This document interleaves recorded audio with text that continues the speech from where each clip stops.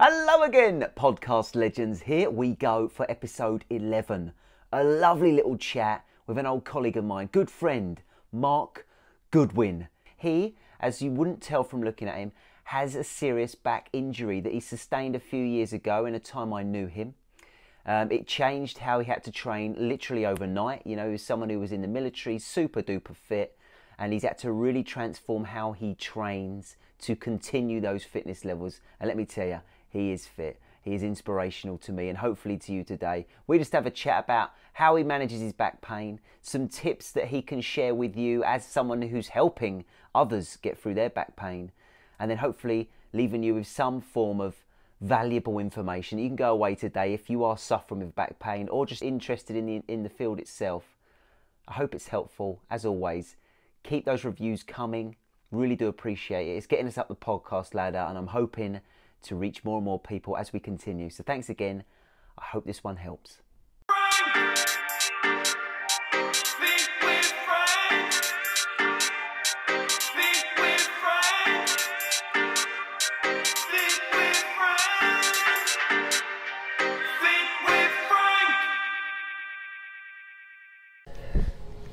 Right.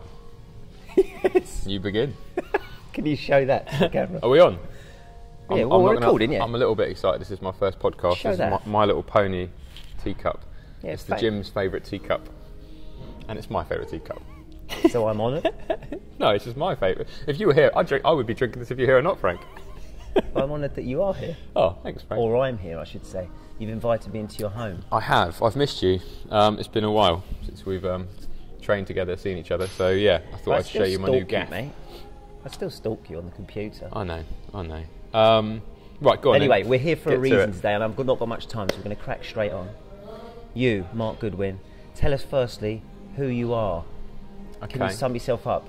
Elevator pitch style, quick. Oh, I'm bad at these. Okay, so I'm a fitness and rehab specialist. So I've worked in fitness for what, 7 or 8 years? I don't know anymore. It's sort of a very expansive period. And I've worked with you, obviously. So we had our sort of grounding work together when we were young in the health club scene. Then I had the sort of clinic space alongside you again in the more sort of medical clinical scene. I've obviously run a CrossFit box with my former business partner Fraser Brent. You know, hashtag New Wave, loving that still. And I've done a bit of travelling, done a bit of studying, went off, did a bit of a master's. I've got a postgrad in rehab now. And now I work out of this really cool functional fitness facility doing my strength work.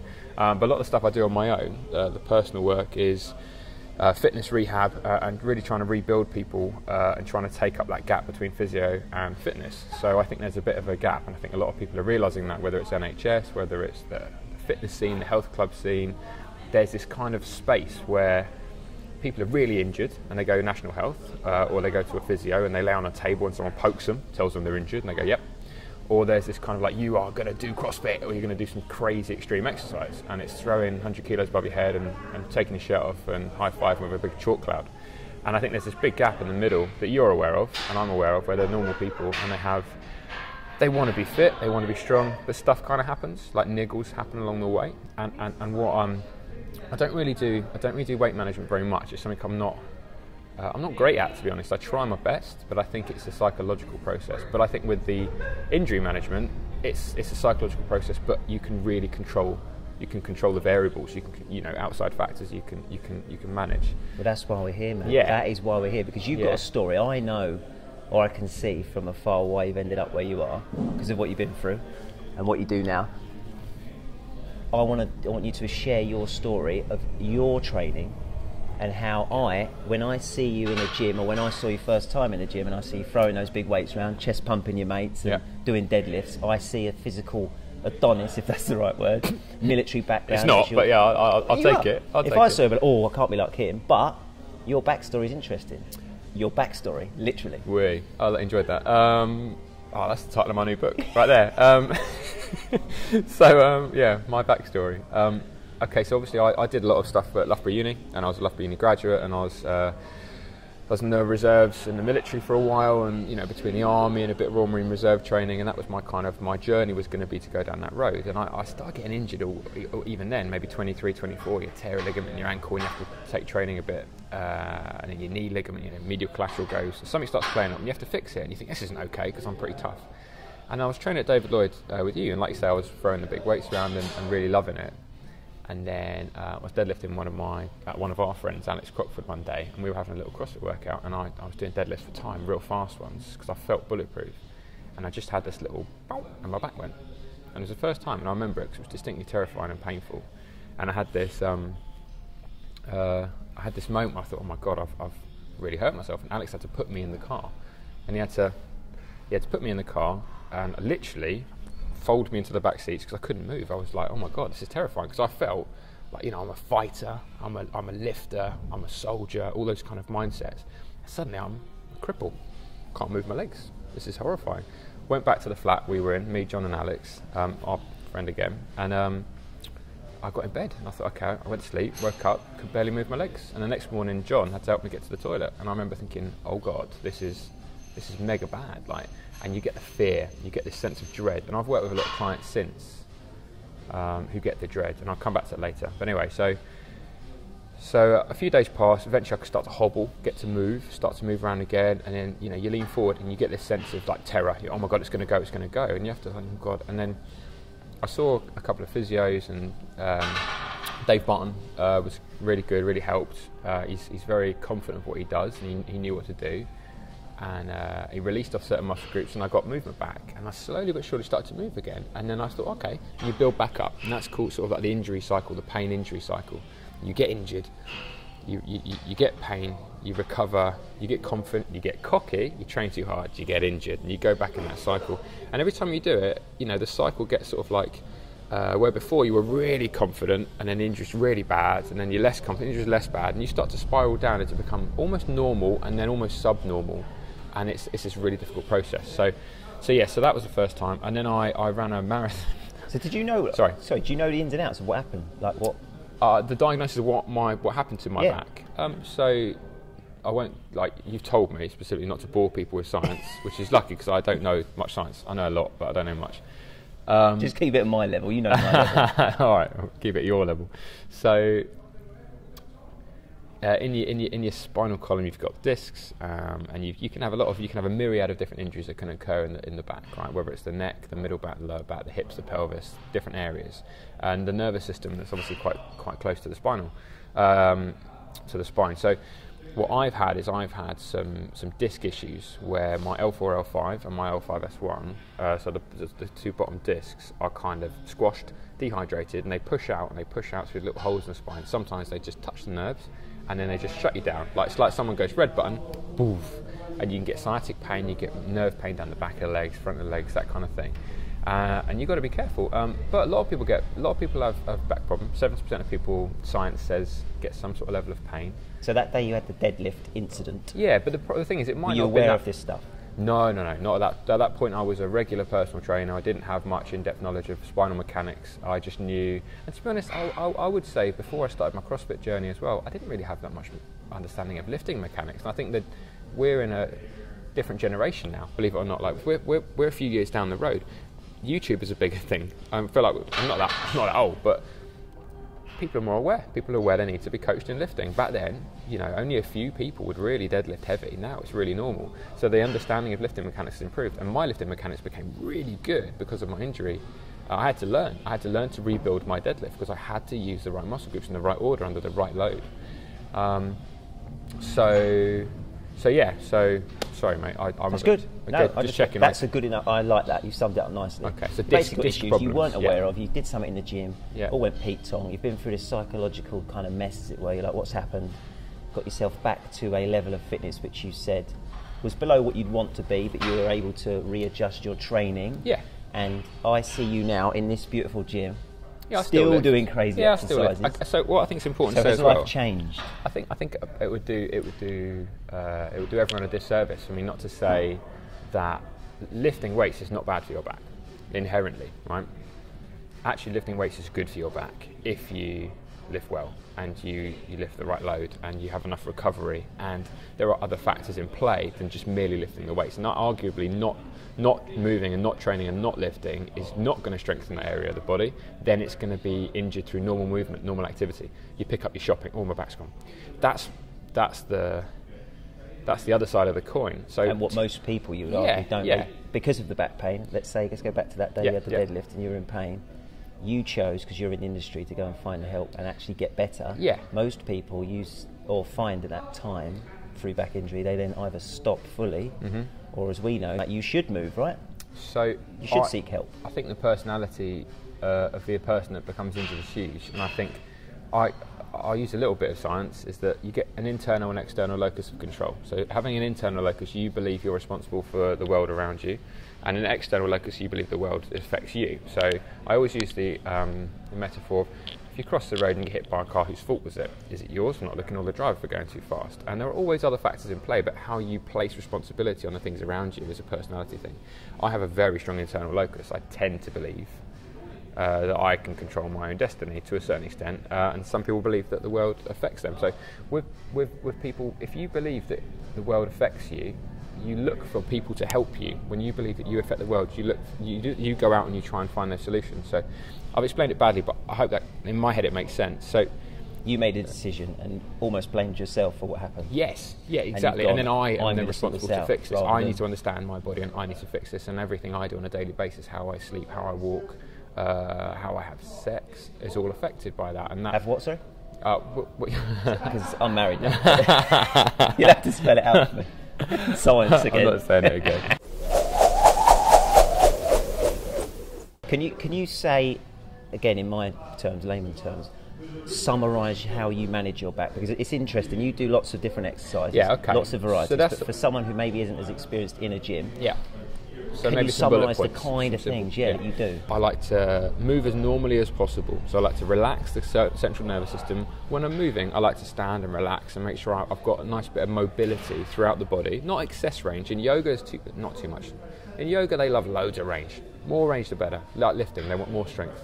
Running, more speed. Back care is not about more of anything. It's about balance and about finding that. I mean, people will probably argue about that, what I just said there, but I'm okay with it. You know, yoga will always want more range. They'll always push you a little further. They don't want to achieve normal range and hold you there. They want more, right? But with back stability, you just want to get that normal range.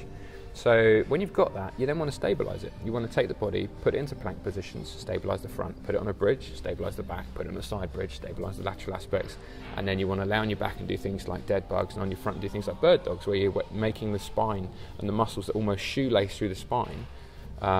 You want to then tighten the shoelaces, you know, get those spinal stabilizers firing, as well as the external trunk muscles and the obliques and the abdominals and the glutes and those kind of things that really hold it in place. So for me, it's move naturally and stabilize those groups.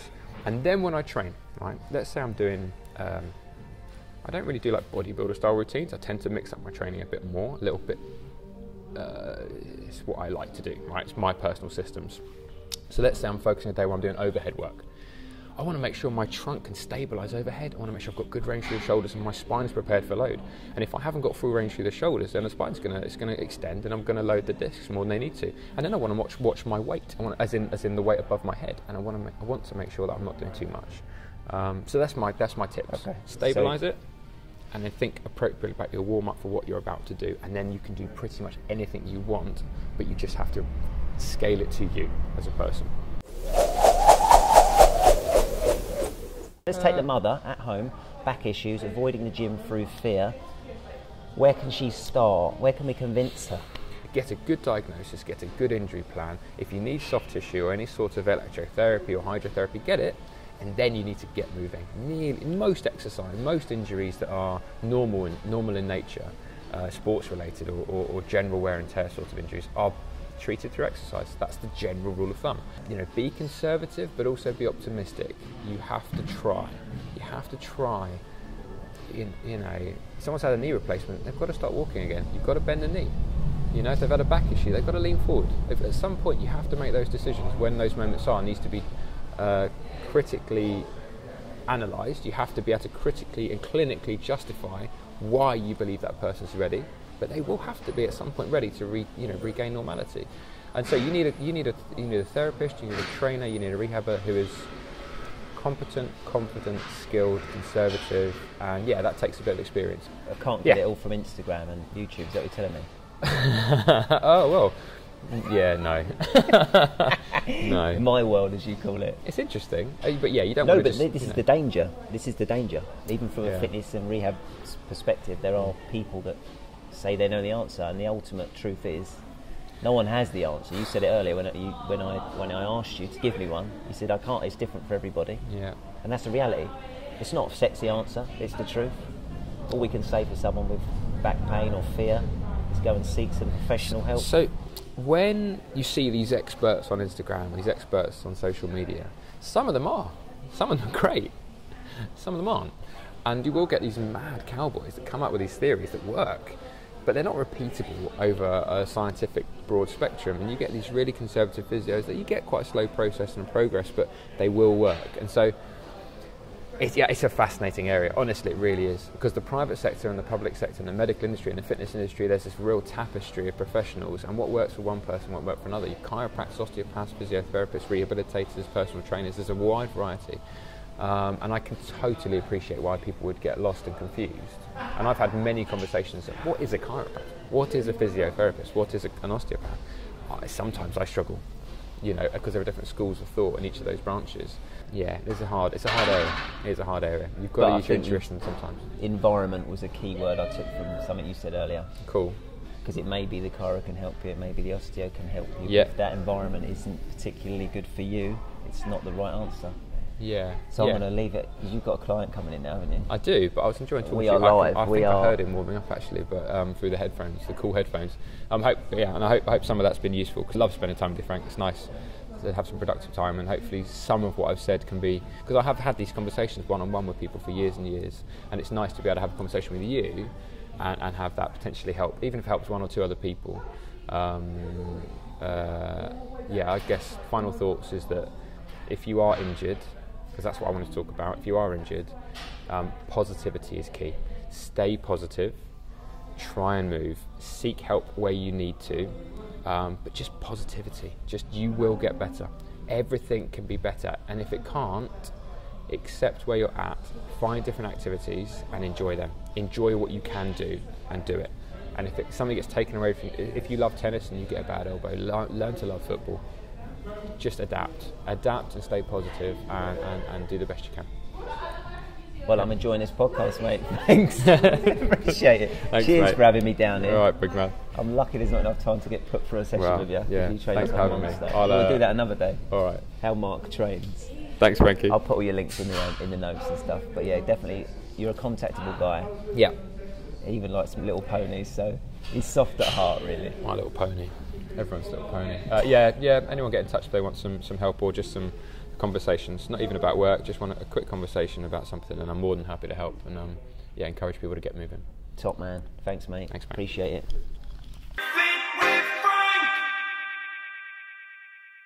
You've been listening to the Fit with Frank podcast. Don't forget to hit that subscribe button right now so you can be first to be notified of new episodes released every week, where Frank dives deep, chats with some of the finest guests across the health and fitness industry, alongside inspiring stories from people just like you, so we can inspire and hopefully empower you to lead a happier, healthier lifestyle. Have fun.